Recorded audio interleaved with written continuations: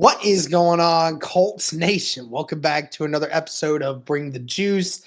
Guys, reacting to the Indianapolis Colts 2025 report card. That's right, you heard it here, report card. So every team asked their players to grade everything, players and staff and whatnot, grade the certain parts of the organization, and then it gets put into a thing. Every section of the report card gets its own individual grade, and then they base it off of where the rest of the league feels. So just to kind of, I guess I might as well just show you guys while we have it.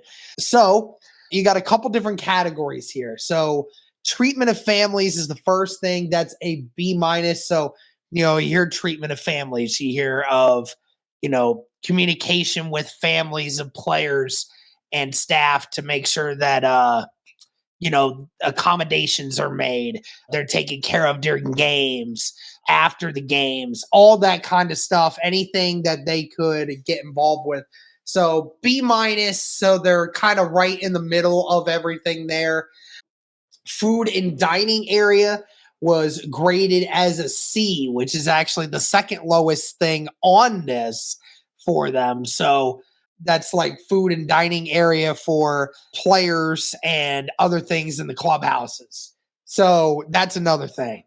Nutritionist, dietitian, B plus, 18th ranked in the NFL.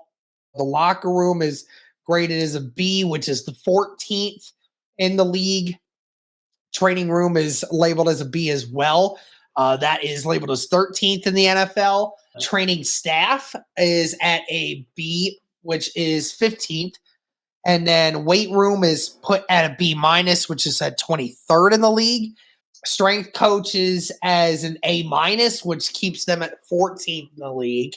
Team travel at a D plus. So that's 27th. So needless to say, it sounds like the Indianapolis Colts aren't doing a great job of making it easier for the team to travel to places. That is a bad concern. Might explain potentially why the Indianapolis Colts stink so much a lot and don't show up to games prepared, because maybe they're struggling to even get comfy going to places. Who knows? Head coach is labeled as an A, so that's 11th best in the NFL. Ownership is a B, which is 20th in the NFL. So you look at a lot of these numbers and you're saying to yourself, my God,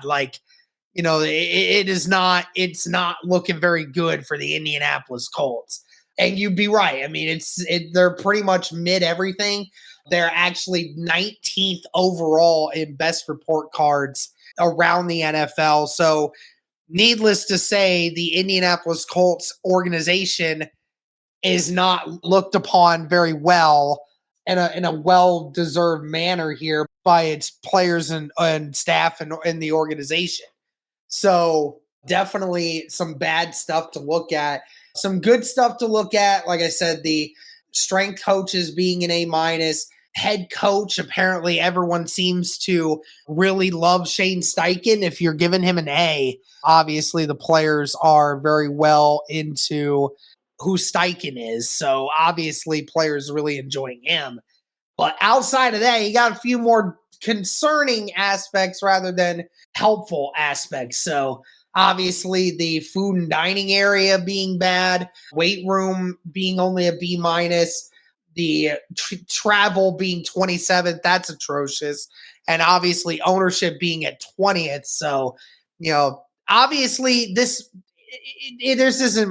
more to it than this, but it's just how players feel about the organization, certain aspects of it.